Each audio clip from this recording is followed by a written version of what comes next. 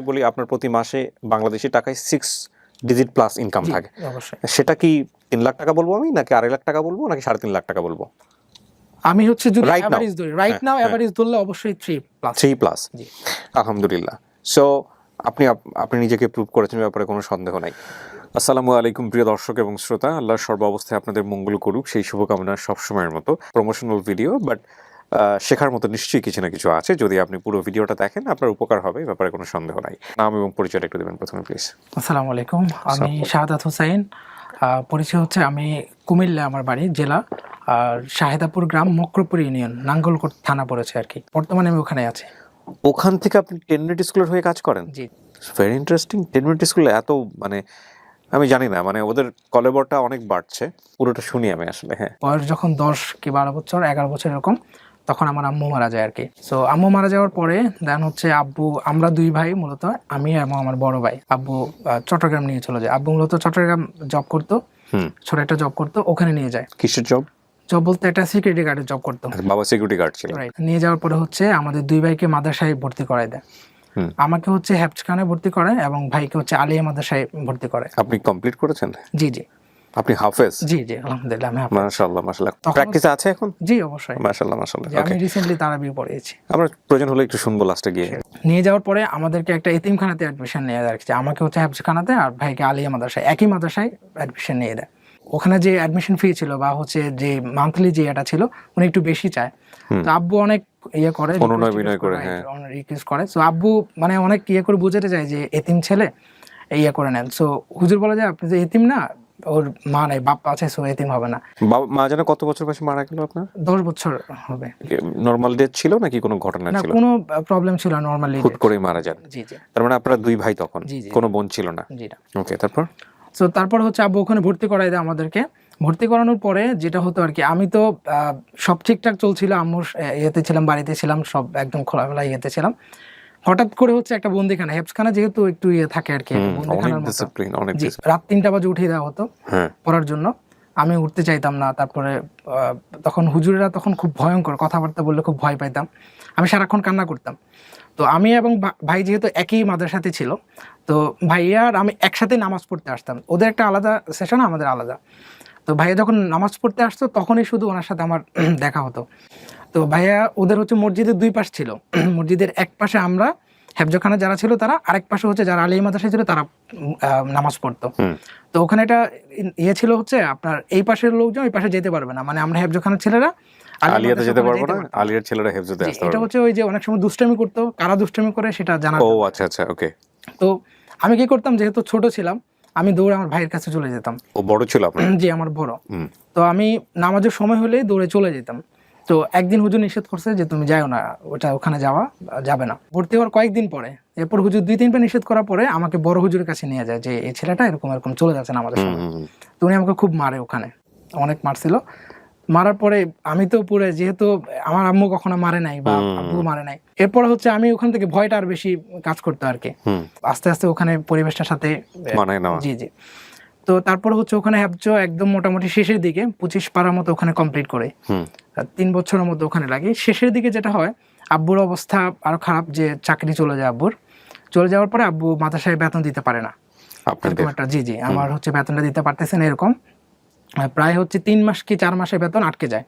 তো ওখানে একটা সিস্টেম ছিল, যদি 3 মাস কি 4 মাসের বেতন আটকে যায় তাহলে আপনার ফ্যামিলিকে ডাকা হবে, অথবা আপনার ইয়েটা অফ করে দেওয়া, মিল অফ করে দেওয়া হবে, এরকম একটা সিস্টেম ছিল।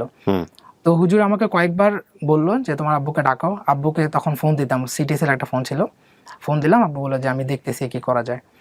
তো এর মধ্যে ভাইয়াও কিন্তু ওই মাদ্রাসা থেকে গিয়ে আব্বুর কাছে থাকতো। আব্বু যেহেতু খরচ চালাইতে পারতেছে না, আব্বুর সাথেই থাকতো। আব্বু, আমার ভাইয়া মাদ্রাসা থেকে চলে যায় ওখানে। তো আমি একা থাকতাম।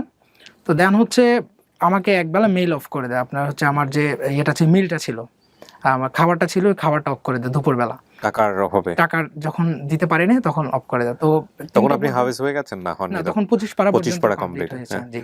তো মিলিতে ছিল মাত্র 2টা, আমি যতদূর জানি। জি জি, দুপুরবেলা এবং হচ্ছে রাত্রে। হ্যাঁ, আর সকালবেলা নিজে থেকে যা পারো সেটাই খাও, ওই মুড়ি চানাচুর যা থাকতো ওগুলোই খেতে হতো। তো আব্বু মেইনলি হচ্ছে মাঝে মধ্যে দিয়ে আসতে পারতো মুড়ি চানাচুর, আদারওয়াইজ কিন্তু আমি দেখা যাচ্ছে কারো থেকে কেউ দিত সেটা খেতাম, অথবা না খেয়ে থাকতাম।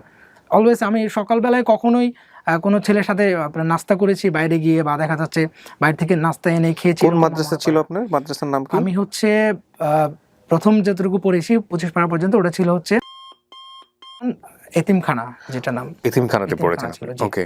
সো চট্টগ্রাম ছিল। একটা মিল অফ করে দিলে মানে কোন মিলটা? দুপুরে মিলটা অফ করে দিয়েছে। ও একবারে রাতের বেলা খেয়ে সারাদিন এরকম উপোস থাকা? উপোস থাকা। তো 3টা 4টা পর্যন্ত আমাকে হচ্ছে মিল দেওয়া হয়নি ওখানে। এরপরে হচ্ছে বাবুর্চি ডাক দিয়েছে যে তোমাকে যদি মিল দেওয়া হয়নি, তুমি রাত্রে আমাকে মিল দেওয়া হবে না, বলে দিয়েছে যে তুমি তোমার আব্বুর কাছে যাও অথবা একটা ব্যবস্থা করো। এর আগে কয়েকবার সতর্ক করেছে, দেখা হচ্ছে ওরা এটা করেছে। এরপরে ওখানে আমি মোটামুটি রাত্রে হচ্ছে বাবুর্চি আমাকে হেল্প করে, বাবুর্চি আমাকে খানা দিয়েছে এক্সট্রা, ওটা খাই। এরপরের দিন আমি মাদ্রাসা থেকে বের হয়ে যাই 25 পারা মুখস্থ হওয়ার পরে। জি। ওকে। তো বের হয়ে আমি হচ্ছে আব্বুর কাছে যাই। আব্বুর কাছে যাওয়ার পরে হচ্ছে আব্বু প্রথমত হচ্ছে আব্বু জিজ্ঞেস করেছে যে কেন আসছি। তো আমি আসলে একটা ভুল ছিল যে আমি না বলে চলে গিয়েছি আর কি, মাদ্রাসা থেকে না বলে চলে গিয়েছে। তো আব্বু আমাকে তখন মারে যে কেন না বলে চলে আসছে, আমি টাকা নিয়ে যেতাম এই আর কি। তো তখন আমি মাদ্রাসায় না গিয়ে বাইরে হয়ে যাই ঘর থেকে, যেদিকে দু চোখ যায়, যেদিকে যাই। আমি আর পড়াশোনা করবো না বিষয়টা এমন না, আমার কখনোই এরকম ছিল না যে আমি পড়াশোনা করবো না। সো যেটা হলো আর কি, আমাকে খাবার দেয়নি, এটা আমার কাছে খুব খারাপ লেগেছিল। আচ্ছা। তো দ্যাটস ওয়াই আমি ওখান থেকে বের হয়ে যাই। এরপর একটা ফ্রেন্ডের সাথে 2-3 দিন ঘোরাফেরা করি, আমরা স্টেশনে ছিলাম বা এরকম ঘোরাফেরা করি। তারপর আমার মনে হলো যে না, লাইফ এভাবে চলে না, আমি বাড়ি চলে আসি, ট্রেনে করে আমার বাড়িতে চলে আসি। আসার পরে হচ্ছে দেন আব্বু আবার ডিসিশন নেয়, কিছুদিন পরে আমাকে আরেকটা মাদ্রাসায় ভর্তি করিয়ে দেয়। সো ওটাও মেনলি এতিমখানা ছিল, ওখানে হচ্ছে অ্যাডমিশন নেই, ওখানে ফ্রি ছিল, আব্বুর পরিচিত ছিল। তো হচ্ছে আব্বু ফ্রিতে হচ্ছে আমাকে ওখানে অ্যাডমিশন করিয়ে দেয়, এবং ওখানে খাওয়া টাওয়ার সব ফ্রি, সম্পূর্ণ ফ্রি। তো আমি ওখানে বাকি 5 পারা হচ্ছে কমপ্লিট করেছি। ওখানেও কিন্তু 2 বেলা খাবার ছিল, দুপুরবেলা এবং রাতে। তো সকালে কিন্তু খাবারের সিস্টেম ছিল না। তো আমি যেহেতু সকালে না খাওয়ার একটা অভ্যাসই ছিল, তো ওখানে যেটা করতাম, মাঝে মধ্যে সকালে খুব খিদা লাগতো। তো এমনিতে আগের মাদ্রাসা যেটা ছিল সেখানে অনেক ফ্রেন্ড ছিল, আমাকে খাওয়াইতো, এরকম চলে যেতে হবে। কিন্তু ওখানে এরকম কোনো ফ্রেন্ডই ছিল না, আমার তেমন কোনো ফ্রেন্ড ছিল না। তো যেটা হলো, আমি রাত্রে যে ভাতগুলো নিতাম, ওখানে ভাতের সিস্টেম আছে, আপনার অত চামচ দেওয়া হবে। সো ভাত নিয়ে একটু বেশি করে নেওয়ার ট্রাই করতাম, তো ওখানের অর্ধেক খেতাম আর অর্ধেক রেখে দিতাম। তো উইন্টার সিজনে প্রবলেম হতো না, যেটা হতো আপনার সকালবেলায় খাওয়া যেত, বাট সামার সিজনে যেটা হতো সকালে পৌঁছে যেত আর কি। আমি এরকম একটা গল্প জানি, আমি মাফ করবেন, আমি যার গল্প তার নামটা কোট করছি না, সেও কোরআনের হাফেজ। ঠিক একই রকম গল্প, রাত্রেবেলা রুটি দিত, একটা খেত আর একটা রেখে দিত। তো সকালবেলা উঠে দেখতে চুরি হয়ে যাচ্ছে, সো রেগুলার চুরি হয়ে যাচ্ছে। তারপরে কি করা যায়, ইলেকট্রিসিটি যে তার আছে না, ওই তারের মাঝখান দিয়ে রুটি রাখতো, যাতে করে কেউ যদি নিতে যায় তাহলে সে যেন ইলেকট্রিসিটির শর্ট খায়। তো আমি কারো জীবনে হয়তো এর চাইতে কঠিন স্টোরি আছে। হ্যাঁ, আপনার এই গল্পটা শুনে হঠাৎ করে মনে পড়লো। হ্যাঁ, তারপর? তো তখন খেতাম আর কি এভাবে, মাঝে মধ্যে ভাত যদি গন্ধ হয়ে যেত বা খাওয়ার উপর যদি না হতো, আমি ধুয়ে তারপরেও খেতাম। তো বাবুর্চি থেকে একটা কাঁচামরিচ নিয়ে প্রায় সময় কাঁচামরিচ দিয়ে খেয়ে ফেলতাম। আর দেখা যাচ্ছে উইন্টার সিজনে তরকারি থাকলে ওটাও থাকতো, ওটা সহ। আচ্ছা, এই যে মুখস্থ করা, কন্টিনিউয়াসলি পড়ে মুখস্থ করা, এটা খুব ব্রেনের একটা ব্যাপার, আমরা জানি।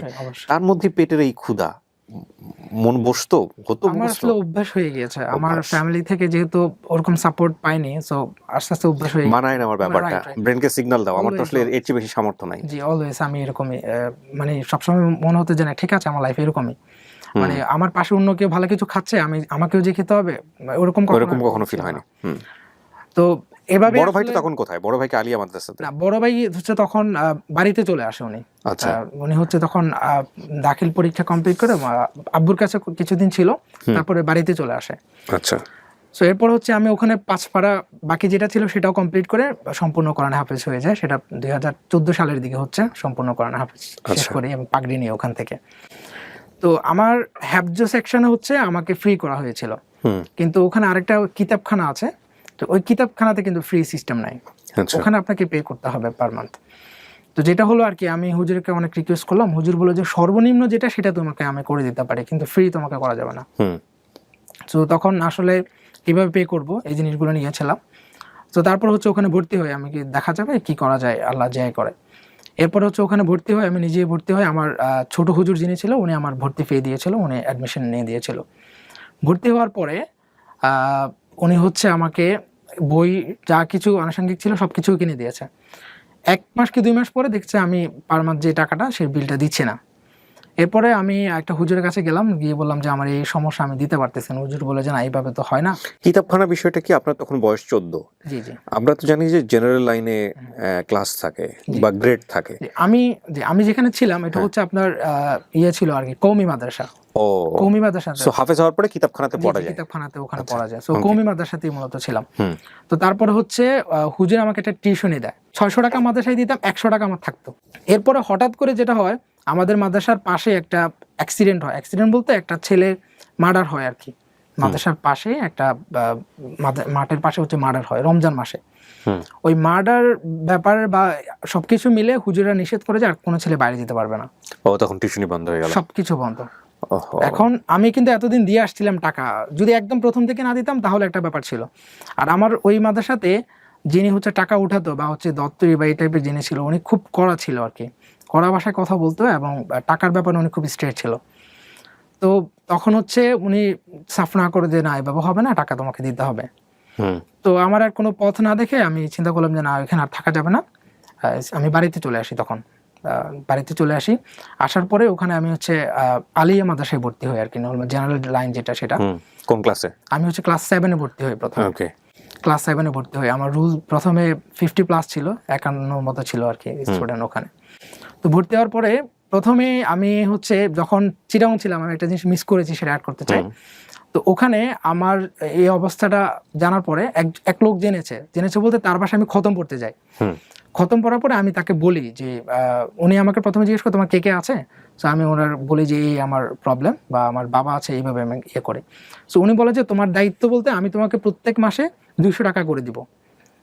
তোমার মাদ্রাসা, প্রত্যেক মাদ্রাসায় হয়তো মাদ্রাসায় গিয়ে দিবা, আর না হয় তুমি এসে নিয়ে যাবা, যেভাবে হোক তুমি প্রত্যেক মাসে তুমি 200 টাকা করে পাবা। সো ওই লোকটা আমাকে 200 টাকা করে দিত এবং শেষের দিকে হচ্ছে উনি আমাকে 400-500 টাকা করেও দিত, মানে 14 সাল বা 15 সালের দিকে। তো যখন আমি বাড়ি চলে আসি, ওই টাকাটা হচ্ছে আমি নিতে পারতেছিলাম না আর কি। তো তখন ওনাকে ফোন করি যে আমি তো এখানেও পড়াশোনা করতেছি। উনি বলতে হচ্ছে তুমি একটু কোরআন তেলাওয়াত করে আমার মায়ের জন্য দোয়া করবা, এই জন্য তোমাকে পার মান্থে এইভাবে তোমাকে আমি খরচের জন্য দিব। তো বাড়িতে আসার পরেও ওই লোক আমাকে অনেক হেল্প করেছে। ওই লোকটা আমাকে পে করতো। আস্তে আস্তে ওই টাকাটা আমাকে 1000 টাকা পর্যন্ত লাস্টের দিকে পাঠাতো। যে ওই লোকটা হচ্ছে কাজের ডিউরি ভাষা, চট্টগ্রাম। ওনার নাম হচ্ছে আব্দুল মুবিন সাহেব। উনি হচ্ছে টিচার। রিসেন্টলি আমি ওনার কোনোভাবে কন্ট্যাক্ট করতে পারছিলাম না, যেহেতু ওনার বাসা চিনি না। বাসা চেঞ্জ করেছে, আমি বাসায় গিয়েছিলাম আর কি। ওনার আগের যে বাসা থাকতো ওই বাসা এখন থাকে না। উনি টিচিং প্রফেশন, টিচিং করায়। সো আমি ওনার কাছে অনেক কৃতজ্ঞ, কারণ হচ্ছে আমি যখন না খেয়ে থাকতাম, সো ওই টাকাটা দিয়ে, ওনার টাকা দিয়ে আমি খেতে পারতাম। সো ওই সময়টাতে আর কি আমি ওনার কাছে অনেক কৃতজ্ঞ। আল্লাহ তার দান কবুল করুক। জি, নিশ্চয়ই। জি, তারপর হচ্ছে বাড়িতে হচ্ছে আসার পরে আমার আরেক ভাই ইয়াসিন নাম ওনার, আমাদের পাশের গ্রাম ভুলুয়াপাড়াতে। তো উনি হচ্ছে আমার এই বিষয়ে জানতো, সবকিছু আমার অবস্থা জানতো। তো ওনাকে আমি শেয়ার করি যে ভাই আমি পড়াশোনা করতে চাই, আমি পড়াশোনা স্টপ করতে চাচ্ছি না। তো মাঝখানে যেটা হয়েছিল, আমি হচ্ছে পড়াশোনা যখন বাড়ি থেকে অ্যাডমিশন নেওয়ার পরে চালাতে পারতেছিলাম না, তখন আমি একটা চা দোকানে জব নিই আর কি, চা দোকানে চাকরি করার চিন্তা ছিল যে পার্ট টাইম চা দোকানে কাজ করব, আর তারপরে হচ্ছে আমি পাশাপাশি পড়াশোনা করব। এটা কি ক্লাস 7 এ থাকতে? ক্লাস 7-এ যখন সাথে গিয়েছি আর কি, বাড়িতে যাওয়ার পরে। বাবা কি তখন সিকিউরিটি গার্ডই ছিলেন? হ্যাঁ, আমার বাবা হচ্ছে না তখন জবলেস, উনি বাড়িতে। ও, তখন উনি বাড়িতে থাকেন। আর বড় ভাইটা? বড় ভাইও বাড়িতে। ও, সবাই তখন মোটামুটি জবলেস। জি জি। বড় ভাই হচ্ছে পড়াশোনা কখনো স্টপ করেনি। উনি হচ্ছে তখন চট্টগ্রাম পড়াশোনা করতো, চট্টগ্রাম, কিন্তু বাড়িতে থাকতো আর কি। আমি 3-4 দিন যাওয়ার পরে ওখানে পরিবেশটা যেটা চিন্তা করলাম যে ওদের ওই পরিবেশে আসলে একজন স্টুডেন্ট মনে হয় না যে এখানে থাকতে পারবে, বা চায়ের দোকানের পরিবেশ তো আসলে এরকমই হয়। জি হ্যাঁ, ওই চিন্তা করে পরে আমি আমার ওই বড় ভাইকে জানাই।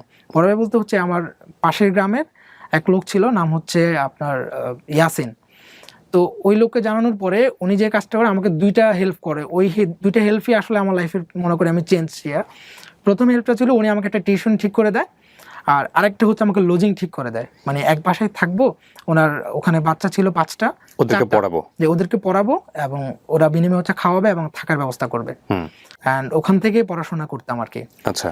অ্যান্ড হচ্ছে টিউশনি করাতাম, টিউশনিতেও মোটামুটি 1000 টাকার মতো দিত, ওটা দিয়ে হচ্ছে আমার চলে যেত। তো পরীক্ষা যখন আসতো তখন প্রবলেম হয়ে যেত, পরীক্ষার ফি দেওয়া, তারপর হচ্ছে বই পুস্তক কিনা। তো তখন যে কাজটা করতাম, আমি ওই যে রাজমিস্ত্রির কাম করতাম। রাজমিস্ত্রির কাজ বলতে আমার এলাকাতে যারা কাজ করে, ইট বালি সিমেন্ট। রাইট। সো আমি অনেক কাজ করেছি এরকম। রাজমিস্ত্রি কোন সেকশনে কাজ করতেন আপনি? আমি হচ্ছে হেলপার সেকশনে বেশিরভাগ কাজ করেছি, অনেক বেশি। মানে আমার ফ্রেন্ড সার্কেলরা অনেক জানে যে আমি যখনই, মানে অনেকে আমাকে ওই এলাকাতে কেউ জানতো না যে আমি এই কাজ করি, আমি বাহির এলাকাতে কাজ করতাম। সো যখন যেতাম ওই এলাকাতে অনেকে যে মনে করতে এই ছেলেটা রাজকামি করে, মানে ওইভাবেই আমাকে চিনতো। আমি জাস্ট পরীক্ষার আগে 1 সপ্তাহ কি 2 সপ্তাহ কাজ করতাম, জাস্ট পরীক্ষার ফি এবং বই পুস্তক বা নোটস কেনার জন্য যা যা টাকার দরকার ছিল। তখনই এটা হয়ে গেলে দেন হচ্ছে আবার স্টাডি করতাম। ওই সময়টাতে হচ্ছে আমার আপনার মাদ্রাসাটা গ্যাপ যেত। তো তখন এভাবেই আসলে পড়াশোনা করেছি। ওখানে প্রায় 4 বছরের মতো ছিলাম লজিংয়ে, এবং ওই টিউশনি করে পাশাপাশি হচ্ছে এইভাবে কাজ করে করে আমি এক এক সময় এক এক কাজ করেছি। আমি রঙের কাজও করেছি, মাঝে মধ্যে যদি কাজ না পেতাম তাহলে যে রঙের কাজ করতাম। ওভাবে কাজ করে আমার এসএসসি পরীক্ষা দিয়েছি। এসএসসি রেজাল্টটা মোটামুটি অতটা ভালো ছিল না, 3 পয়েন্ট সামথিং ছিল, 4 পয়েন্টের মতো। আর হচ্ছে আমি জিএসসি তে পেয়েছিলাম 4.96, 4 আউট অফ 5। G, right. তো এসএসসি কমপ্লিট হওয়ার পরে আমরা হচ্ছে দাখিল পরীক্ষা আর কি মাদ্রাসা থেকে বলি, দাখিল পরীক্ষা দেওয়ার পরে আমার এখন যেটা চিন্তা করলাম যে আমি কি পড়াশোনা করব নাকি আমাকে অন্য ইয়েতে যেতে হবে, জবে যাব বা হচ্ছে বা অন্য কিছু করতে হবে। একটা বাজার একটা দোকান দিই, কিছু ইয়ে দিয়ে একটা কম্পিউটার দোকান দিই আর কি। ওখানে ফটোকপি, তারপর হচ্ছে ছবি তোলা, এগুলোর উপরে একটা দোকান দিই। সো ওখানে 1 বছরের মতো দোকানদারি করি বা হচ্ছে ব্যবসা করি। ওই বিজনেসটা মনে হচ্ছে না যে গ্রো হচ্ছে বা আরো লসের দিকে যাচ্ছে। এরকম 1 বছর পরে চিন্তা করলাম না, আমি আবার হচ্ছে অ্যাডমিশন নিয়ে নিই, পড়াশোনাও কন্টিনিউ করবো, দেখি কি করা যায়। সো 1 বছর পরে আবার অ্যাডমিশন নেই। চট্টগ্রামে হচ্ছে আমার মাদ্রাসাটা পড়ে।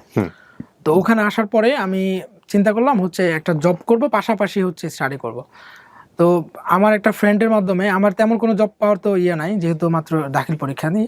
তো ওখানে একটা মেইলে আপনার হচ্ছে জব নেই, মেইল বলতে হচ্ছে আপনার হলুদ মরিচ যে ইয়া করতো, যে হলুদ মরিচ যে ইয়া কাজ করে আর কি, গুঁড়া করে, রাইট।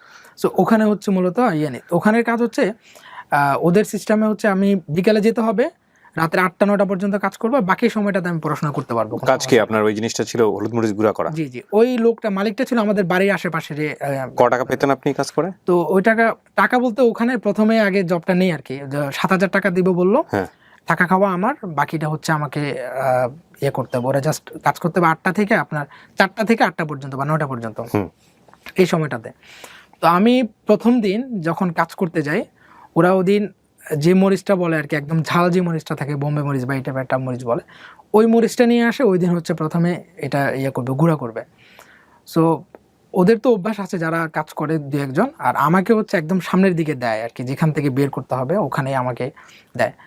আমার অবস্থা ওখানে খুব খারাপ হয়ে যায়, আমি কয়েকবার বমি করি ওখানে, এবং মানে আমি অবস্থা খুব খারাপ, নিতে পারছিলাম না, এবং ঝালে আমি খুব কান্না করি এবং কয়েকবার ওখানে বমি করে পরে হচ্ছে চলে আসি। তো ওখানে প্রায় অল্প কয়েকদিন কাজ করা হয়েছে, টিকতে পারেনি। এবং হচ্ছে ওরা যেভাবে বলেছে সেভাবে না, ওরা বললো যে 4টা থেকে 8টা পর্যন্ত এরকম জব দিবে, বাট ওরা দেখা যাচ্ছে মাঝে মধ্যে বলতে কালকে যাওয়ার দরকার নাই মাদ্রাসায়, আমাদের এখানে বসতে হবে বা আমি থাকবো না, তোমার ক্যাশে থাকতে হবে, এভাবে বলতো। সো এই জন্য আর ওটা কন্টিনিউ করা হয়নি। আচ্ছা, এরপরে হচ্ছে সেম, আমি আর পড়াশোনা ওখানে আর কন্টিনিউ করতে পারতেছি না। ওখান থেকে আমি ট্রান্সফার হয়ে আবার এলাকাতে চলে আসি। চিন্তা করলাম এলাকাতে হয়তো বা টিউশনি করে কিছু একটা করে হয়তো পড়াশোনাটা কন্টিনিউ করতে পারবো, এলাকাতে চলে আসি। তো এলাকাতে এসে আমি আমার আন্টির বাসায় থাকতাম, আন্টিতে ওখানে খাওয়া দাওয়া করতাম এবং একটা মাদ্রাসায় ভর্তি হয়ে ওখানে পড়াশোনা করতাম। সো এরপরে যেটা হলো, আমার ভাই, আমাদের একটু জায়গা ছিল, আম্মু মারা যাওয়ার পরে আম্মুর একটু জায়গা ছিল, ওই জায়গাটা আমাদের হয় আর কি। তো ভাই বললো যে এভাবে তো আর চলবে না, বাইরে চলে যাব, তোমাকেও নিয়ে যাব, আমিও চলে যাব। তো প্রথম উনি হচ্ছে আমার সাথে একটা প্ল্যান করে, দেখো আমি বাইরে চলে যেতে চাচ্ছি, সো এই জায়গাটা বিক্রি করে আমি প্রথম বাইরে যাব, কিছুদিন পরে তোমাকে নিয়ে যাব। ভাই বলে এটা? যে আমার ভাই বলে। উনি আমাকে অনেকক্ষণ বুঝায়, তারপর আমি বললাম যে ঠিক আছে, এটাই ভালো হবে। 8 শতক বা 10 শতকের, এটা কি বাড়ির জায়গায় আমাদের। তারপর হচ্ছে ভাইয়া এটা বিক্রি করে ভাই চলে যায় বাইরে, কুয়েতে চলে যায়। আচ্ছা, তো তারপর হচ্ছে আমাকেও নিয়ে যাবে, আমিও পাসপোর্ট করি, পাসপোর্ট কমপ্লিট, এন্ড হচ্ছে আমার মালয়েশিয়া যাওয়ার কথা। তো মালয়েশিয়ার জন্য আমি এক জায়গায় অ্যাপ্লাই করি। তো ওখানে তারা ইন্টারভিউ নেয় আর কি, ওখানে 300-400 জনের মতো ইন্টারভিউ নিয়েছে। তো ওখান থেকে তারা 4-5 জনকে একটা সিলেক্ট করবে একটা পদবীর জন্য আর কি, আর বাকি কয়েকজনকে নিয়ে যাবে। তো ওখান থেকে আমাকে সিলেক্ট করে আমি ফার্স্ট হই ওখানে, যে তোমাকে হচ্ছে ফার্স্ট হিসাবে নেওয়া হয়েছে। তো আমাকে মেডিকেলে পাঠায়, মেডিকেল কমপ্লিট, সব কিছু ওকে, এখন জাস্ট ভিসাটা লাগবে আর আমি চলে যাব, এরকম অবস্থা। তো একদিন আমার মনে হলো আমি চিন্তা করলাম যে আমি পড়াশোনা করেছি বা আমি আসলে আরো পড়াশোনা করতে চাই, বা আল্লাহ আমাকে একটা মেধা দিয়েছে যে আমি আমি কিছু একটা পড়লে খুব মনে থাকে, বা আমি কিছু যদি জানার ইচ্ছা করি সেটা খুব ভালোভাবে জানতে পারি। সবকিছু চিন্তা করে আমি আমি চিন্তা করলাম যে ইন্টারনেট থেকে আয় করা যায় কিনা। ওই সময়টাতে যখন হয়ে গেছে আপনার জি ভিসা? জি জি, ভিসা হয়নি বাট হয়ে যাবে আর কি, প্রসেসে আছে। প্রসেসিং এ আছে, right? হ্যাঁ। তো এটা কত সালের গল্প এটা? এটা হচ্ছে 2018 সালের, 2018 সাল, 4 বছর আগের। জি জি। সো তখন আমি হচ্ছে চিন্তা করছি যে ইন্টারনেট থেকে আয় করা যায় কিনা দেখি। সো ওটা ঘাঁটতে থাকলাম ইউটিউবে, দেন ফ্রিল্যান্সিং রিলেটেড একটা ভিডিও পাই যে ফ্রিল্যান্সিং করেও ইনকাম করা যায়। এর আগে আমি খুব একটা স্মার্টফোন আমার কাছে ছিল না, তো দ্যাটস ওয়াই এগুলো নিয়ে আমি জানতাম না। স্মার্টফোন আমি ইউজ করি 18 সালে বা 17 সালের দিকে তখন। সো এরপর হচ্ছে আমি জানতে পারি যে ফ্রিল্যান্সিং করে ইনকাম করা যায়। তারপরে ওই দিন সারা রাত হচ্ছে আমি ফ্রিল্যান্সিং রিলেটেড ভিডিও দেখি, সারা রাত জেগে দেখি। সকালে উঠে আমি 100% ডিসিশন নিয়ে নিয়েছি যে আমি আর কোথাও যাচ্ছি না, আমি বাংলাদেশে আমি বাংলাদেশে থাকবো। আমি ভাইকে ফোন দিই যে ভাই আমি আর বাইরে যাচ্ছি না, তুমি যেভাবে হোক আমাকে 30,000 টাকা ম্যানেজ করে দাও, আমি আর বাইরে যাব না। 30,000 টাকা দিয়ে কি করবেন আপনি? একটা কম্পিউটার নেবো। কম্পিউটার তো কিনবেন? হ্যাঁ, মানে রাতে আবার কম্পিউটার ভিডিও দেখি যে কম্পিউটার কিনতে কত টাকা লাগবে, একদম বাজেট পিসি বানাইতে কত টাকা লাগবে, এগুলো দেখি। হ্যাঁ। তো ভাইয়া আমাকে ওখান থেকে সাব জানিয়ে দিয়েছে, না এটা হবে না, তোমার অলরেডি তোমার মেডিকেল করে ফেলছো বা কয়েক টাকা খরচ করে ফেলছো, এটা তো আর হবে সম্ভব না। বা তুমি এখন মনে করছো যে আগে একবার ব্যবসা করছিলাম ওখানেও লস হয়েছে, তো এটাও মনে করছো যে হয়তো এরকম কিছু হবে। বা উনি হয়তো বা জানতো যে ইন্টারনেট থেকে এরকম স্ক্যাম হয়তো হতে পারে। সো উনি আমাকে জানা যে এটা হবে না। তো পরে হচ্ছে আমি যেটা করি, আমি ওনার ফোন ব্লক করে দিই। উনি আমার সাথে অনেক ঝগড়াঝাটি, যেটা হবেই না কোনোভাবে। আর আপনার কথা হচ্ছে আমাকে করতেই হবে, আমি 100% আমি এখান থেকে কিছু করতে পারবো, আমি খুবই কনফিডেন্স ছিলাম। একদিনে আমার অত কনফিডেন্স চলে আসছে। সো তারপরে আমি যেটা করি, আমি ওনার ফোন ব্লক করে দিই। এবং হচ্ছে যে আমার পাসপোর্ট নিয়ে গেছিল ভিসা লাগানোর জন্য, আমার খুব খুঁজতে থাকে যে আমি ওনার সাথে কন্ট্যাক্ট করার কথা, বাট উনি আমার সাথে কন্ট্যাক্ট করার জন্য খুঁজতেছে। এই ছেলে সব হয়ে যাচ্ছে, এখন কিছু টাকা অলরেডি দিয়ে ফেলছে, বাকি টাকা দিয়ে জাস্ট ভিসাটা পাসপোর্টটা নিয়ে যাব। তো আমাকে পুরো এলাকাতে অনেকজনকে বিচার দেয় যে এই ছেলেটা আমাকে পাসপোর্ট দিয়েছে আপনার ইয়ের জন্য, ভিসা লাগানোর জন্য, বাট এখন এই ছেলেটা আমার কিছু করতেছে না, আমার অনেক টাকা লস হয়ে যাবে। তো পরে একটা হয়, সালিশ হয়ে কয়েকজন মিলে, আমাদের ভোলাপাড়া গ্রামের কয়েকজন মিলে বসে ওই পাসপোর্টটা আমাকে দিয়ে দেয় আর কি। আমার কিছু টাকা দিতে হয়েছে অবশ্যই। আপনার তো লস হলো? আমার তো লস হয়েছে, আমার মেডিকেলের টাকা কিছু টাকা লস হয়েছে, ওটা ভাইয়া দিয়েছিল আর কি আমাকে। তারপর ভাইয়া তো ব্লক করা, আমার সাথে যোগাযোগ করছে না, ভাইও রাগটাগ করে আর আমার সাথে যোগাযোগ করতেছে না। তো আমি যেটা করলাম, তো চিন্তা করছি যে আমি একটা টার্গেট সেট করি যে আগামী 5 মাস আমি ফ্রিল্যান্সিং শিখবো, এবং কিভাবে করতে হবে, কখন শিখবো, এটা আমার কাছে তো কম্পিউটার নাই। সো তখন যেটা করি, আমি একটা কিন্ডারগার্টেনে জব নেই, কিন্ডারগার্টেন মাদ্রাসা আর কি, কিন্ডারগার্টেন। সো ওখানে হচ্ছে ওনার হুজুরের একটা কম্পিউটার ছিল, মাদ্রাসায় হচ্ছে 3,000 টাকার মতো স্যালারি দিবে। সো হুজুরের একটা কম্পিউটার ছিল, আমি হুজুরের সাথে অনেক ভালো রিলেশন ছিল, আগে থেকে রিলেশন ছিল। সো ওখানে জব নেই। তো হুজুরকে বললাম যে আমাকে যদি ডেইলি কিছু সময় দেওয়া যায়, আমি জাস্ট আপনার কম্পিউটারে একটু কাজ করব। সো হুজুর বললো ঠিক আছে, তোমাকে দেওয়ার জন্য প্রবলেম। তো তারপরে আমি দিনে হচ্ছে মোবাইল ফোনে ইয়েগুলো দেখতাম, টিউটোরিয়াল দেখতাম, অ্যান্ড রাত্রে, দিনে তো সুযোগ পেতাম না। প্রথমত হচ্ছে কিন্ডারগার্টেনে পড়ানোর পরে এক্সট্রা একটা টিউশনি করতাম, ওটা করার পরে হচ্ছে বিকেলবেলা বা যখন একটু সময় পেতাম ওই টিউটোরিয়াল দেখতাম ইউটিউবে। রাইট, ইউটিউবে টিউটোরিয়াল দেখতাম। আপনার টিউটোরিয়াল দেখার পরে হচ্ছে হুজুরের কাছে গিয়ে রাত্রে, হুজুর 9টা পর্যন্ত, 8টা-9টা পর্যন্ত হুজুর কাজ করতো। সো 9টার পরে গিয়ে হচ্ছে হুজুর আমাকে দিত। তো কম্পিউটারটা ছিল অনেক স্লো, ডুয়েল কোর এরকম ছিল, অনেক স্লো। তো 9টার পরে হচ্ছে আমি কম্পিউটারে কাজ করতাম, একটু ট্রাই করতাম। তো হুজুর বলতো যে দেখো, এটা তো আমার কম্পিউটার না, এটা মাদ্রাসা কম্পিউটার, যদি কিছু হয়ে যায়, তুমি যেগুলো করতেছো, হুজুর তো এই সম্পর্কে জানতো না, আইডিয়া নাই। হ্যাঁ, তো তুমি যেগুলো করতেছো, যদি কোনো প্রবলেম হয় আমার উপরে আসবে, কোনো সমস্যা হলে। তো আমি যেটা করতাম হচ্ছে, প্রথমত আমি করি, ওয়েব ডিজাইন শুরু করি, ওয়েব ডিজাইন দিয়ে। এগুলো কি সব আপনি এই যে ইন্টারনেট থেকে দেখে ফ্রি দেখে নিজে সম্পূর্ণ ফ্রিতে, তখন কোর্সের অত বেশি ছিল না। রাইট, প্রথমে HTML জাভাস্ক্রিপ্ট এগুলো দেখি, দেখার পর আমার মাথার উপর দিয়ে যাচ্ছে। আমি ম্যাথ একটু ছিলাম, যেহেতু আমি ক্লাস 7 পর্যন্ত এর আগে পড়ি নাই, কোডিং অত বেশি আমার মাথায় রাখতে পারতেছিলাম না। তো চিন্তা করলাম যে না, এটা আমার জন্য না, ওয়েব ডিজাইন আমাকে দেওয়া হবে না। আচ্ছা, দেন হচ্ছে আমি SEO শুরু করি, সার্চ ইঞ্জিন অপটিমাইজেশন। হ্যাঁ, তো SEO শুরু করার পরে দেন হচ্ছে কয়েকটা ভিডিও দেখি, কয়েকটা করার পরে মনে হচ্ছে যে না, এটা আমার জন্য সেম, আমি এটার সাথে যাচ্ছি না। ওকে, এরপরে হচ্ছে আমি গ্রাফিক ডিজাইনের কিছু ভিডিও দেখি। ওকে, সো গ্রাফিক ডিজাইনের ভিডিও দেখার পরে আমার মনে হচ্ছে যে না, এটা ক্রিয়েটিভ জিনিসটা, ওই একটা ভিডিও দেখাচ্ছিল ওখানে এসে একটা ডিজাইন করতেছে। সো তখন আমার মনে হচ্ছে যে এভাবে না করে ওগুলো একটু বেটার হতো মনে হচ্ছে, মানে আমি এটা থিঙ্কিং করছিলাম। ওকে, সো ওই জিনিসটা দেখার পরেই আমি ডিসিশনে যে আমি অবশ্যই গ্রাফিক ডিজাইনার হব। ওকে, মানে আমি এখানে কাজ করব। হ্যাঁ, গ্রাফিক ডিজাইন সেক্টরে কাজ করব। হ্যাঁ, তো ওখানে আমি একটা প্লেলিস্ট ইউটিউবে ফলো করি, একটা বাইরের কান্ট্রি একজনের ফলো করার পরে হচ্ছে ওখানে উনি স্টেপ বাই স্টেপ শেখাতো। তো আমি অ্যাডোবি ইলাস্ট্রেটর 1 by 1 শিখতাম। সো আজকে যদি আমি একটা ভিডিও দেখি, ওটা রাত্রে গিয়ে যাই প্র্যাকটিস করতাম। হুজুর একটা সময় গিয়ে আমাকে না করে দিল যে দেখো, এটা আমার মনে হচ্ছে না তুই ঠিক আছে, এটা তুমি ঠিক করছো। আর বিশেষ করে আমার কম্পিউটার আরো স্লো হয়ে গেছে। অ্যাডোবি ইলাস্ট্রেটর তো একটু ভারী সফটওয়্যার, সো ওটা ইনস্টল করার পরে এখনো স্লো করে দেয়। জি, পুরো কম্পিউটারটা স্লো হয়ে গেছে। তো উনি প্রশ্ন টাইপ করতো, উনি বলে যে এটা স্লো হয়ে গেছে, আমি আর দিতে পারবো না তোমাকে। বাট উনি যতদূর হেল্প করেছে এটা অনেক ছিল। ততদিনে আমি ইলাস্ট্রেটর টুলস গুলো শিখে ফেলেছি। ওকে, মানে হুজুর, আমি ওনার কাছে কৃতজ্ঞ, উনি আমাকে ততটুকু সুযোগ তো দিয়েছে। সো তারপরে হচ্ছে আমি মোবাইলে ভিডিও দেখে যাচ্ছি, এন্ড ভাইয়ের সাথে কন্ট্যাক্ট করছি যে ভাই তো আর দিবে না, বা ওনার সাথে আর কন্ট্যাক্ট নাই। তারপরে আমি সাহস করে বলতে কি করবো, তখন কিছু করার ছিল না। আমি তো খুবই কনফিডেন্স যে আমি করতে পারবো। সো একজনের সাথে কথা বলে, আমার আন্টির সাথে কথা বলে একটা 30,000 টাকার মতো একটা লোন নেই আর কি। আন্টির সাথে কথা বললাম যে দেখেন আপনি নিয়ে দেন, আমি মান্থলি এটা চালাইতে পারবো। 3,000 টাকা করে হচ্ছে আমি নুরানি মাদ্রাসা থেকে পেতাম, কিন্ডারগার্টেন থেকে। ওই স্যালারিটা হচ্ছে আমি দিয়ে দিব, আপনি আমাকে লোন নিয়ে দেন, আমি একটা কম্পিউটার নিতে হবে আমার। তো তারপরে হচ্ছে উনি একটা লোন নিয়ে দেয়, ব্র্যাক থেকে একটা লোন নিয়ে দেয় 30,000 টাকার। ওই 30,000 টাকা দিয়ে আমি একটা কম্পিউটার কিনি, সেকেন্ড হ্যান্ড একটা কম্পিউটার কিনি। কম্পিউটার কেনার পরে ওটা দিয়ে হচ্ছে আমি রাত দিন চেষ্টা করতাম। হ্যাঁ, রাত দিন বলতে আমি যেহেতু নুরানি মাদ্রাসায় জব করতাম, অ্যান্ড হচ্ছে ওখানে এছাড়াও আরেকটা টিউশনি করাতাম আর কি।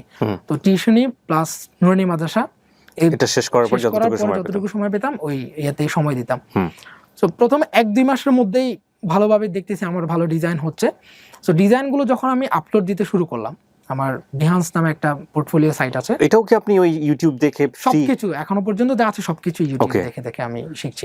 বিহান্স আপনি নিজের পোর্টফোলিও ওপেন করেছেন বা প্রোফাইল ওপেন করেছেন, এগুলো সব ইউটিউব থেকে? নরমালি একজন গ্রাফিক যেহেতু আমি এখন শেখাচ্ছি ডিজাইন, সো একজন গ্রাফিক ডিজাইন শেখানোর জন্য আপনার মিনিমাম 3-4 মাস সময় লাগে। আপনি ভালোভাবে শিখতে হলে 4-5 মাস লেগে যায় অ্যাকচুয়ালি। বাট আমি 2 মাসে এমন অবস্থা হয়েছে, খুব ভালোভাবে ডিজাইন করতেছি। সো ডিজাইন করে যখন আপলোড দিচ্ছি, তখন আমেরিকার একজন লোক আমার ওই ডিজাইনে কমেন্ট করেছে যে তোমার ডিজাইনগুলো আমার দরকার, বা আমি তোমাকে কাজ দিতে চাচ্ছি, তোমার আমার আন্ডারে তুমি কাজ করলে বলো। সো তাকে আমি ইনবক্স করি যে হ্যাঁ আমি কাজ করতে যাচ্ছি। সো এরপর হচ্ছে পেমেন্ট নিয়ে কথা, যে পেমেন্ট কিভাবে দিবা। আমার তো কোনো পেমেন্ট মেথড, কোনো সিস্টেম নাই বাংলাদেশে ওরকম। উনি বললো যে পেপাল দিয়ে আমি পেমেন্ট করতে পারবো। তো আমি বললাম যে ঠিক আছে, আমি ফাইবার অ্যাকাউন্ট খুলে তোমাকে আমি লিঙ্ক দিচ্ছি, তুমি আমাকে ফাইবারে পে করো। তো তখনই আমার ফাইবার অ্যাকাউন্ট খোলা। আমি কিন্তু মানে আগে অফার আসছে যে আমার টাকা পেমেন্ট পাবো, তখন কিন্তু ফাইবার অ্যাকাউন্ট খুলে ফাইবার অ্যাকাউন্টে সে আমাকে প্রথমে একটা কাজ দেয়, $10 একটা কাজ ছিল। সো ওই $10 পেয়ে তো আমি মহাখুশি। প্রথম কাজ ছিল যে 5 স্টার সহ এটা কমপ্লিট করি, একটা অর্ডার, প্রথম অর্ডার। সাথে আমাকে $5 একটা টিপ দেয়। এটা কত সালে শুরু হলো আপনার প্রথম? 18 সালের শেষের দিকে। 18 সালের শেষের দিকে, হ্যাঁ। তো তারপরে হচ্ছে ওই একই বায়ার আমাকে আরো 4-5টা কাজ দেয়, মোট 6-7টার মতো কাজ কমপ্লিট করে ফেলে। এরপর ওই গিগে কাজ আসা শুরু করে দেয়। ওকে, মানে নর্মালি তখন থেকে আর কি, যে পার ডে 3-4টা করে অর্ডার আসা শুরু করে দেয়। সো তখন থেকে অ্যাকচুয়ালি লাইফটা অন্যরকম ভাবে চেঞ্জ হয়ে যায়। এই গ্রাফিক ডিজাইন বলতে কি আপনি শুধু একটা কোনো পার্টিকুলার প্রোডাক্টের ডিজাইন করতেন, নাকি সব ধরনের গ্রাফিক ডিজাইন? প্রথম অবস্থায় আমি আপনার ফ্লায়ার, তারপর যে বিজনেস কার্ড, এগুলো করতাম। তো এগুলো করে যখন পোর্টফোলিওতে আপলোড দিয়েছি, খুব একটা রেসপন্স পাইনি। তো আমি তারপরে টি শার্ট ডিজাইন শুরু করেছি। টি শার্ট ডিজাইন একটা বাইরের একটা ইউটিউব ভিডিও দেখতাম একটা চ্যানেলে। সো ওই ভিডিওগুলো দেখে আমি ডিজাইন প্র্যাকটিস করতাম। আচ্ছা। সো টি শার্ট ডিজাইনের ওখানেই সে কমেন্টস করেছে যে আমার একটা টি শার্ট ডিজাইন দরকার। ওকে, ওখান থেকে শুরু। এন্ড প্রথম কাজটাই আমার টি শার্ট ডিজাইনের উপর ছিল।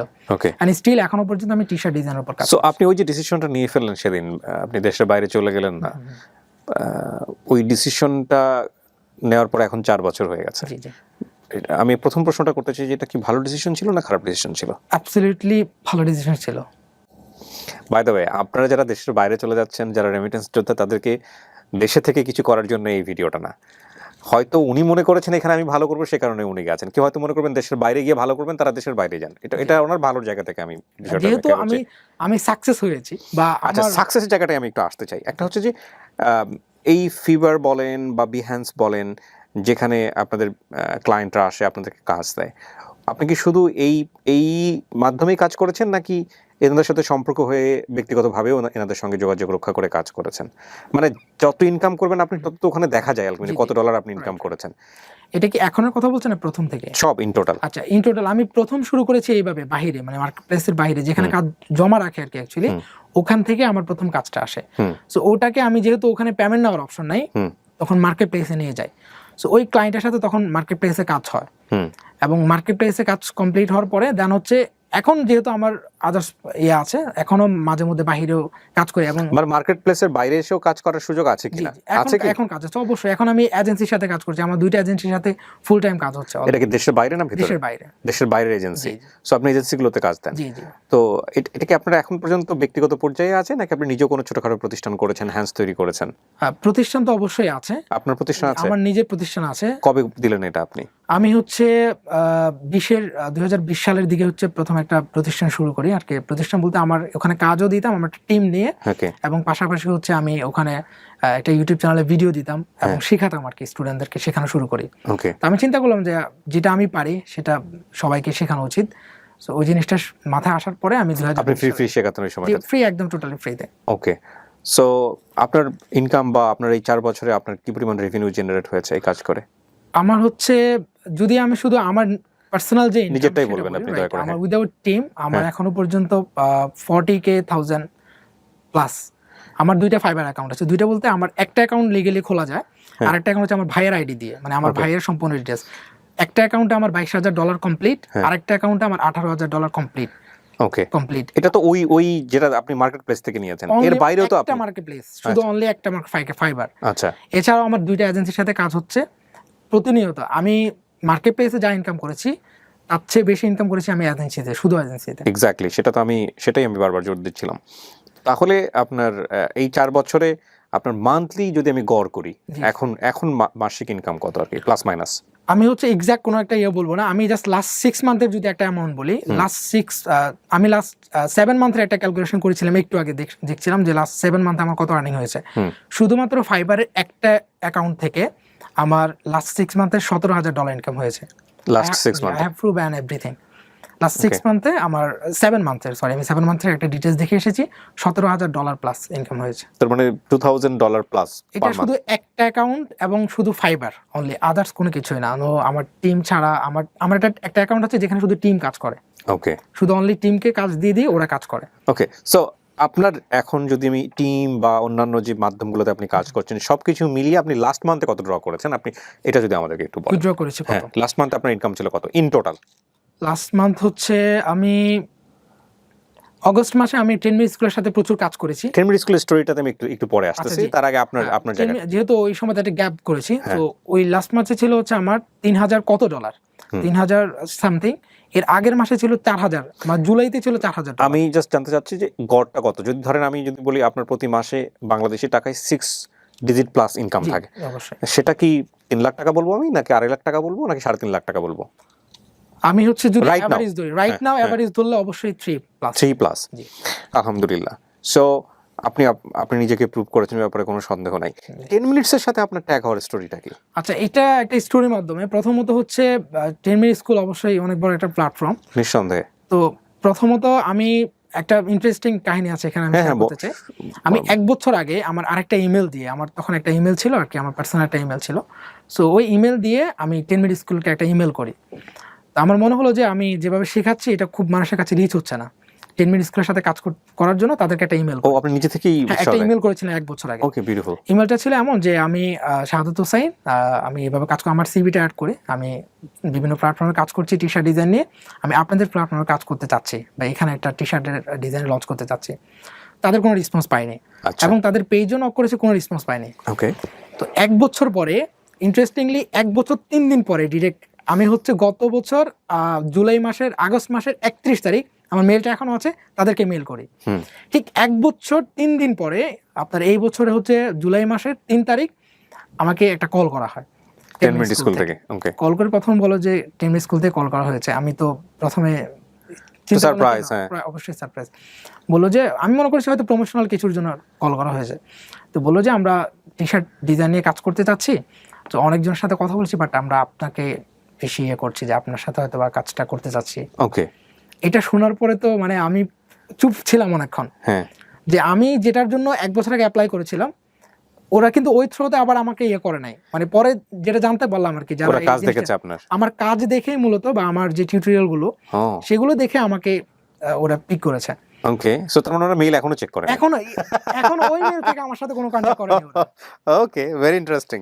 সো এই জিনিসটা আমি শেয়ার করি, আমার আইমান ভাইয়ের সাথে কথা সো হয়েছে। মেইল ওকে নাই ওর জায়গায়, ওর কাজ ওকে খুঁজে নিয়েছে। ও বিউটিফুল। তারপর আমি কিন্তু ওই মেইলে আমার অনেক কিছু অ্যাড করেছি, আমার অনেক কাজ, তারপর হচ্ছে আমার অনেক ভিডিও, ইভেন আমি কয়েকটা ভিডিও করে অ্যাড করেছি যাতে করে আমাকে দেখে নেয়। তো ওই ভিডিওগুলো দেখার পরে এখন যে আমার ইমপ্রুভ বলেন বা বোঝানোর স্টাইল বলেন সবকিছু মিলে এখন মনে হচ্ছে যে না, ওই ভিডিওগুলো আসলে খুব একটা কোয়ালিটিফুল ছিল না। এখন সো 10 মিনিট স্কুলের সাথে ট্যাগ হওয়া আপনার কতদিন হলো? এটা আমি অ্যাড হয়েছি রিসেন্টলি, আপনার 1 মাসের মতো। 1 মাসের মতো হয়েছে। তার মানে আপনি এখন টিউটোরিয়াল তৈরি করছেন। ওদের তো কোর্স কারিকুলাম হিউজ। জি, প্রচুর। হ্যাঁ, ওখানে ওদের নিজস্ব একটা সিলেবাস থাকে। সো ওই সিলেবাস অনুসারে আপনাকে ভিডিও তৈরি করতে হচ্ছে। এখন এই ভিডিওগুলো দেখলে কি একটা ছেলে, যেমন আপনি নিজেও ভিডিও দেখেছেন, দেখে দেখে আপনি নিজে আজকে এই জায়গাটাতে, আপনার ভিডিও দেখে যার এরকম আগ্রহ আছে যে মনে করবে না এই জায়গাটা আমি শাইন করবো, সে কি কমপ্লিট একটা ধারণা পাবে?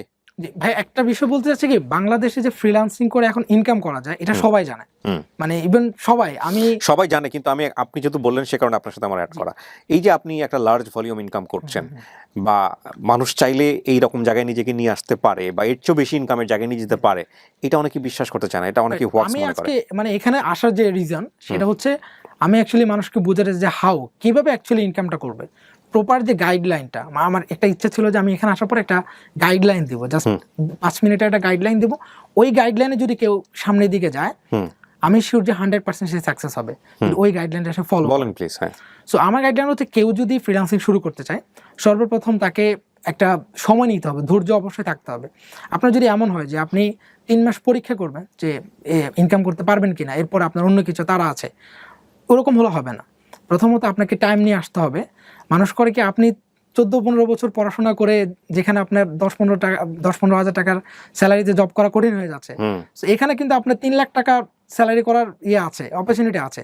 তো এই জায়গায় যদি আপনি চিন্তা করেন 1-2 মাসের চিন্তা করেন, তাহলে কিন্তু হবে না। না, অনেকে মনে করে যে এটা একটা ইয়ের মতো, যাবো লটারিতে ভাগ্য চেঞ্জ হয়ে যাবে, বিষয়টা এরকম মনে করে।